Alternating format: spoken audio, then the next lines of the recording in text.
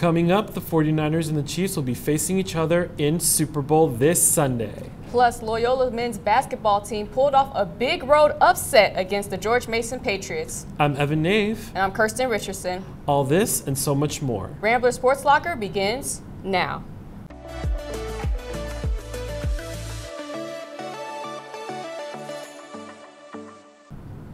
Welcome back to Rambler Sports Locker and happy Super Bowl weekend. Evan, how are you feeling about this matchup? Kirstan, I must say I'm very excited to see both the 49ers and the Chiefs compete this year. They're both strong and talented teams with great morale. It'll be very interesting to see who will take the Lombardi Trophy this year. I gotta agree with you, Evan. We'll see if the results will be the same as it was 4 years ago, or if we get to see a redemption story. But before we talk more about the Super Bowl, here's Joey Neese with the Rambler Rundown.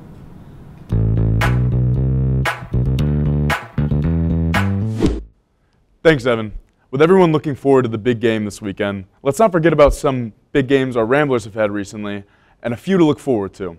On Wednesday, the men's basketball team took care of George Mason University on the road, backed by Sheldon Edwards' career-high 27 points. The Ramblers will try to continue their 3-game win streak as they travel to D.C. to face off against George Washington University at 11 a.m. tomorrow. The 13th ranked men's volleyball team, backed by freshmen Jake Reed and Daniel Febikovich, took down the 20th ranked Purdue Fort Wayne Mastodons in 3 sets on Tuesday. Reed finished the game with 16 kills and Febikovich finished with 9 digs. Tonight, the Ramblers will welcome the 6th ranked Ohio State Buckeyes to Gentile Arena. The first serve is set for 7 p.m. The women's basketball team lost 61-52 to George Mason University last Saturday. The Ramblers led up an early lead to the Patriots and were unable to catch up for the rest of the game. Later on in the show, Kirstan will show us more about this game. The Ramblers returned home and took on LaSalle last night, and that's all for your Rambler Rundown this week. Evan and Kirstan, back to you. Thanks, Joey. We will now hear Ethan Beltran discuss his take on the Super Bowl. Take it away, Ethan. With all this Taylor Swift talk, some people have forgotten that there's a football game being played this weekend. This will be a Super Bowl rematch from 2020, and a few things have changed since then. Starting with the Chiefs, they will not be favored in this game as they were back in 2020. They had a subpar regular season, at least by their standards, finishing with an 11-6 record, but they've been able to get it together in the playoffs.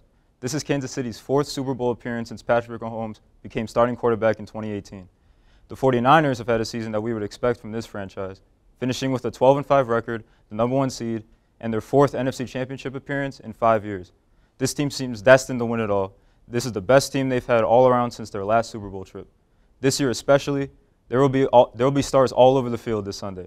10 All-Pro players, 14 Pro Bowlers, and legendary coaching staffs on both sides make this a game with plenty of talent and experience on each side. There will also be 2 MVP candidates on the field in the Super Bowl, and neither of them are Patrick Mahomes. Those 2 MVP candidates are 49ers quarterback Brock Purdy and 49ers running back Christian McCaffrey. After bursting onto the scene last year after being the last pick in the NFL draft, Brock Purdy has been phenomenal this year, leading the NFL in many major stats. He has 510 yards, 3 touchdowns, and 1 interception in his last 2 playoff games this year. On the other side, Chiefs quarterback Patrick Mahomes is back in prime form after a rough regular season. He threw for 718 yards, 4 touchdowns, and 0 interceptions in his 3 playoff games. San Francisco seems to be the better team going into this game. However, you should never count out a Kansas City Chiefs team led by Patrick Mahomes. Make sure you tune into the big game this Sunday because this one is sure to be a classic. For Rambler Sports Locker, I'm Ethan Beltran. Now let's look at the highlights of last weekend's Loyola women's basketball game covered by anchor Kirstan Richardson.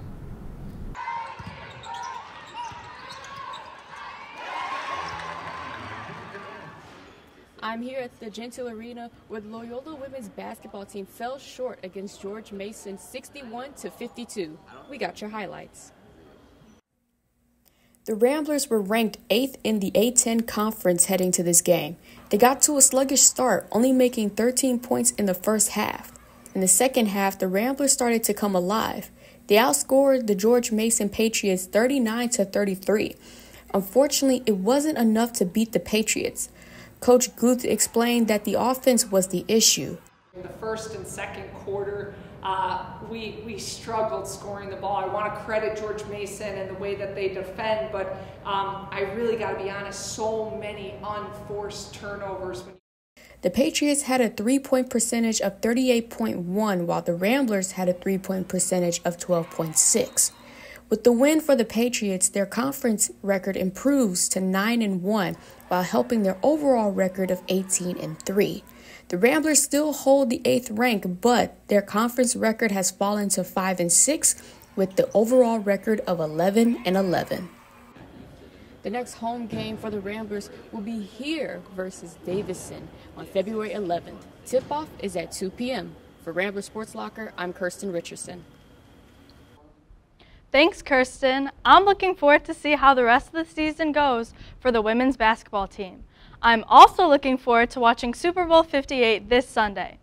Now, there's nothing that brings football fanatics and non-NFL enjoyers together quite like the Super Bowl halftime show. Today we know the Super Bowl halftime shows as a performance from some of music's biggest stars. But long ago, when the Super Bowl first started, the halftime shows were not much different than what you would see at a college football game. At the first ever Super Bowl in 1967, the halftime performance included a joint performance from the Grambling State and University of Arizona marching bands. 1969 saw the first halftime show with the theme when the Florida A&M University Band performed their America Thanks show. Most Super Bowl halftime shows from 1969 until 2001 had themes, including Mardi Gras in 1981 and Motown in 1998. The halftime shows of the 21st century have focused simply on the performers instead of themes. Some of the most iconic halftime performances in recent years include Beyoncé in 2013, Katy Perry, Lenny Kravitz, and Missy Elliott in 2015, and Lady Gaga in 2017. Last year, Rihanna captured viewers all across America and gave the most watched halftime performance of all time. This Sunday, Usher will take the stage at Super Bowl 58, with many speculating that Justin Bieber will make a guest appearance. For Rambler Sports Locker, I'm Natalie King. Thanks, Natalie. I can't wait to see what Usher's halftime show is going to look like. Me too. I cannot wait to see what creative tricks he has up his sleeve. Since this performance will be longer than usual, I hope he takes our breath away. Well, another music star was all over our TV screens throughout the NFL season. But some people are concerned that Taylor might not make it to the Super Bowl. But fear not, Swifties. Chris Gloff is going to give you a scenario of hope for Taylor's grand entrance. Thanks, Kirstan. If you're a Swiftie, I know you've been wondering if Blondie can make an appearance at this Sunday's Super Bowl matchup to support her boyfriend Travis Kelce after performing the night before in Tokyo. Swift's set is scheduled to begin at 6 p.m. local time, meaning the show, if all goes as planned, will wrap up at around 11 p.m. in Tokyo. But let's give her a little bit of wiggle room and say the show will end at midnight. That means Swift will be leaving the stadium at around 12:30 a.m.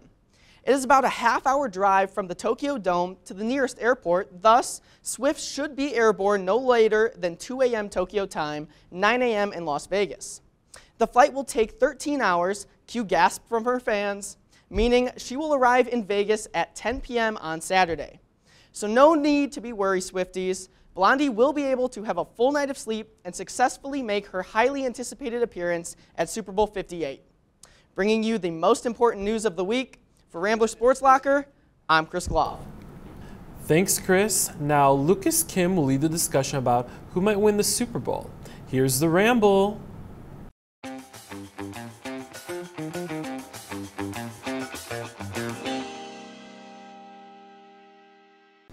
Welcome back to another edition of The Ramble. I'm your host, Lucas Kihmm, here with Elizabeth Winchester, Bella Giudice, and Vanesa Hoxha. As part of our Super Bowl coverage, I'm asking you guys the big question. Who's taking home the Lombardi Trophy this year? The 49ers or the Chiefs? Elizabeth, let's kick it off with you. Who's your pick and why? I got to go with the Chiefs. There's a couple of reasons. My best friend is a Taylor Swift fan, so I feel like I have to kind of, just for the sake of their dating. But honestly, looking at them, they've gone up against the 49ers 5 times, walked away 4 times with a win.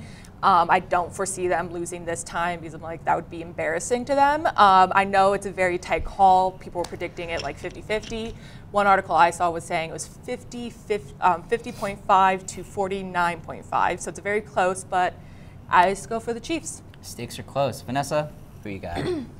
Yeah, well, I got the 49ers. I'm not on the extreme side of each. I'm not a diehard Niners fan and I'm not a diehard Chiefs fan. But based on the stats, I have to go with the Chiefs. It's like Lizzie kind of just mentioned, it is a very fair matchup, though. I feel like there are powerhouses on offense, on defense, on both sides.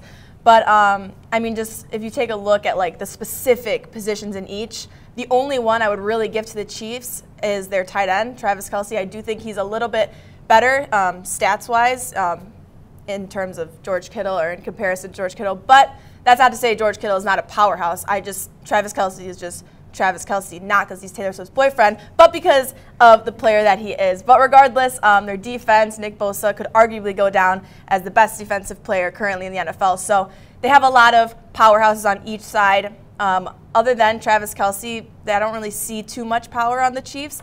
But, you know, the 49ers are stacked. They have Deebo Samuel, they have Brandon Ayuk, they have, I mean, Christian McCaffrey. Enough said about him. You just can't take the guy down. He just doesn't go down. So based on that, oh, sorry, I just have to mention Brock Purdy as well. I know no one gives him enough credit, but guys, Brock Purdy is doing it. He's literally showing up, showing out. And I think it's kind of just going to come down to whether he cracks under pressure or whether he shines. And we know Patrick Mahomes. We know he's going to shine. He is Patrick Mahomes for a reason. This is why they have as many championships wins as they do. But in my opinion, I think that Brock Purdy's going to shine under the spotlight. Okay. And Bella, who are you going for? I don't know. Did I make it obvious enough? I don't know if I did. I'm a little bit biased, born and raised Bay Area native. But yeah, I have the 49ers doing this. They can't keep breaking my heart. They've broken my heart 2 times in the past 10 years. They can't do it a 3rd time in a row, or I'm going to freak out. Here's why. Chiefs have the most drop passes in the NFL. This is a completely new Chiefs team that we've seen in the past couple years. Very reliant on their defense, which before it was very much on their offense. The 49ers are the most talented, have the most talented roster in the NFL. You have Kittle, CMC, Deebo Samuels, you have Dre Greenlaw. I mean, they're just stacked, and I think as long as the 49ers commit to the run, and they just don't give up on that, and they don't turn the ball over. Please don't turn the ball over. I think we have a good shot to win this game. I think it'll be close. I think it might be 27-24. Take my 49ers. Okay. Now, I mean, my question is that the 49ers defense, they've been struggling in these playoffs, you know. We saw a real close game against Green Bay, another close game against the Lions. For you two going for the Niners, like, do you think the defense is going to be ready for Patrick Mahomes and Chiefs offense? Yeah, do you want to take it, or I could take it? They better be. They better be. Yeah. I need Bosa to step up. I need Chase Young to step up. Oh, yeah. I need the secondary to play lights out. That game that they had versus Detroit was horrible. What was Avery Thomas? Avery Thomas, yeah. Avery, sorry. I can't say his name, but horrible. And, yeah, they need to step up or they're not going to win this game because they're going off after the best quarterback in the league. So. Yeah, I also think that Kyle Shanahan's going to put his team into place. I feel like he's going to really whip them into shape, especially for this big game. I feel like when it comes down to the wire, an experienced guy, especially like Nick Bosa, is going to do the job and get it done. So, yeah. Elizabeth, for the Chiefs, like, their offense, it's always elite when you got Patrick Mahomes in the quarterback slot, but they have the most, their receivers, the Chiefs receivers have the most drop passes this season. Do you think that's going to be taken into effect in the playoffs? Well, yes, I think it's definitely going to have an effect on it, but to the point they've gone 4 times and 5 times and taken 4 wins. It's shown that they have been able to get through that. And even with the turnovers, I think that there's going to be enough dedication that if you lose the ball, you lose the ball. It matters we get back up and fight, and they have proved that. They will get up and they continue to win. Yeah. And there's going to be struggles. It's going to be a very close game, but at this point, I've thrown my lot in with the Chiefs, so I kind of got to stick with it. Yeah. You know, although they do have those wins, I don't think that this is the same team we're seeing, especially in 2020. I mean, Nick Bosa, Deebo, all these players were rookies at the time. You know, I mean, they've gained so much experience and kind of broke into their like beginner phase, you know. So I don't think that that's going to be the same team. Also, no shade to Jimmy G. I know, Lucas, you love him, but I mean, he is no. Listen, you got to move on, buddy. Jimmy Garoppolo is a player that stands for himself, but he's more of a pocket passer, and I think we've seen Purdy kind of be explosive and kind of roll out more than we've seen Jimmy G. So I think there's just lots to take into consideration. Definitely. Yeah. I think it's just going to be a matter of showing up on Sunday and watching the game to see who will win. Yeah, well, and to clarify too, the Chiefs have gone to the Super Bowl 4 times instead of, they've gone to the Super Bowl 4 times and they've won 2 of them. This will be their 4th, just in case. Pair-ups with the 49ers. Oh, pair-ups with the 49ers, okay. Yeah, when they have fought the 49ers, they have fought them, or they played them five times, won 4. Okay, yeah. No worries. All right. We got it. Well, you guys know who I'm rooting for. Bang, bang, Niner gang, do it for the Bay. Super Bowl 58 will be on CBS this year at 5:30 p.m. Central Time. Let's toss it back to the anchors. Thanks everyone for that exciting discussion. Shifting to local football news, Bears legends Steve McMichael, Devin Hester, and Julius Peppers were all announced as Hall of Famers for the class of 2024. Congratulations to all those 3. All of them gave Bears fans plenty of memories. Before we go, we have some baseball stadium news from both sides of town. The White Sox just released renderings for a potential new field in the South Loop, and Wrigley Field will be hosting the 2025 NHL Winter Classic. The Blackhawks will face the St. Louis Blues when the friendly confines host the Winter Classic for the first time since 2009. I cannot wait to see what these announcements will mean for the city's sports culture. Well, that wraps up this episode of Rambler Sports Locker. To stay up to date on all things Rambler Sports, be sure to follow us on X, TikTok, and Instagram at Loyola RSL, and subscribe to our YouTube channel. From all of us here at Rambler Sports Locker, I'm Evan Nave. And I'm Kirstan Richardson. We'll see you next week, and don't forget to turn off the lights.